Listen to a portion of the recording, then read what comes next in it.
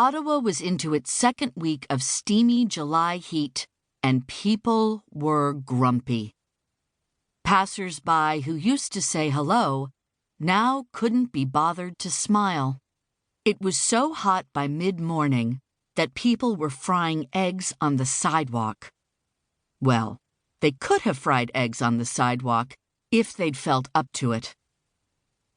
"Somebody is going to kill somebody," said my PI partner, Jada Price, wiping sweat off her forehead.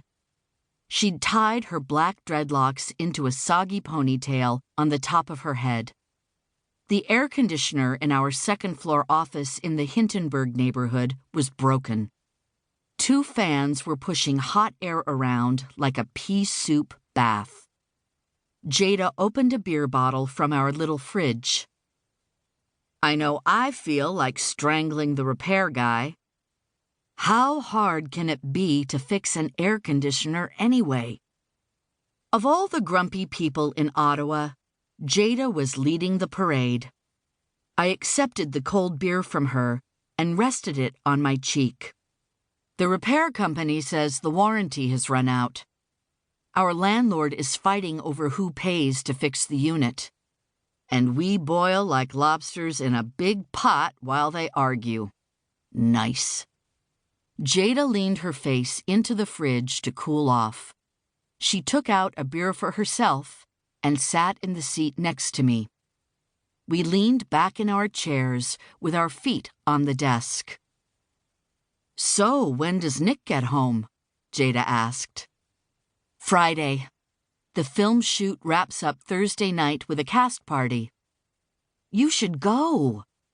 New York City isn't that far away." "I'm not part of that world. Beautiful actresses, glitz and glamour. I'd be like a duck out of water." I didn't tell Jada that Nick had asked me a few times to fly down. I told him that work was too busy. Nick worked for us at Storm Investigations when he was in town, but his acting career was keeping him away from Ottawa longer and longer. Somehow we managed to keep our 1-year relationship going long distance. At least we had so far. "You're one big chicken, sweet." "Maybe. But I'm a chicken happy in my own nest." Jada took a sip of beer. She rubbed the cold bottle down her neck. "I can't believe how slow business is. It's as if people are drained by the heat." "So I'd lied to Nick about being busy. He'd be in Ottawa soon enough. I was banking on him being so happy to see me that he'd overlook my little fib." We both jumped as we heard footsteps stomping up the stairs to our office. Jada grabbed the beer from my hand. She tucked the bottles into a desk drawer. I leapt across the room to my desk and put my fingers on the keyboard. Jada opened a file and pretended to read. The door opened. A short, gray-haired woman entered first. She was in her late 50s and wore a sleeveless silk blouse and knee-length shorts. She was followed by a 6-foot-tall man in his early 30s.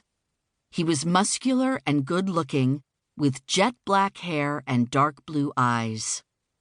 The woman had the same eyes, but a paler shade of blue.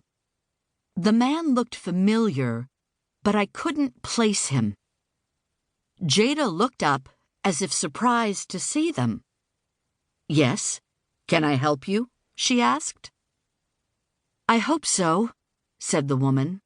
"My name is Carol Rose, and this is my son, Brent Rose.